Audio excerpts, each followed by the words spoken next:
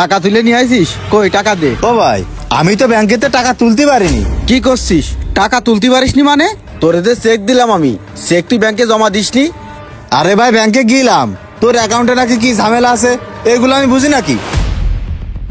একটা কাজ কর, তুই ব্যাংকে কল করে শোন কি সমস্যা। হ্যাঁ মিয়া ভাই, তুই একটা ব্যাংকে কল করে শোন কি সমস্যা হয়েছে। তাহলে তাই করি। আসসালামু আলাইকুম ম্যানেজার সাহেব। ওয়ালাইকুম আসসালাম। আমার ছোট ভাইরে যে আপনার ব্যাংকে পাঠালাম চেক দিয়ে, টাকাটা দিলেন না যে? আপনার ছোট ভাইয়ের কাছে আপনি তো 40,000 টাকা চেক পাঠিয়েছেন, আপনার অ্যাকাউন্টে তো মাত্র 10,000 টাকা আছে। তাহলে কি করে আপনাকে 40,000 টাকা দিব বলেন? কি করছেন ম্যানেজার সাহেব? আমার অ্যাকাউন্টে মাত্র 10,000 টাকা থাকবে কেন? ভাই 10,000 টাকাই আছে, এখানে তো আমাদের করার কিছু নেই। আপনার অ্যাকাউন্টে টাকা থাকলে অবশ্যই আমরা দিতাম। কি করছেন ভাই? আপনার অ্যাকাউন্টে কয় টাকা ছিল, কয় টাকা খরচ করেছেন, এইটা বুঝি আপনি জানেন না?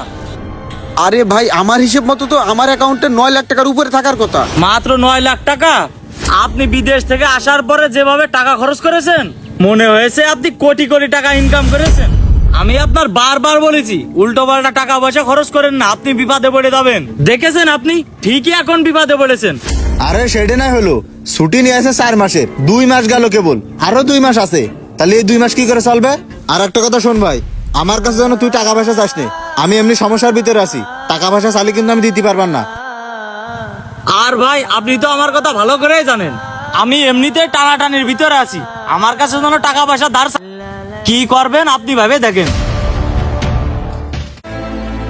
আমি তো বাড়ি আসার পরে ব্যাংকেতে একটা টাকাও তুলিনি। আমার এতগুলো টাকা কোন জায়গায় গেল?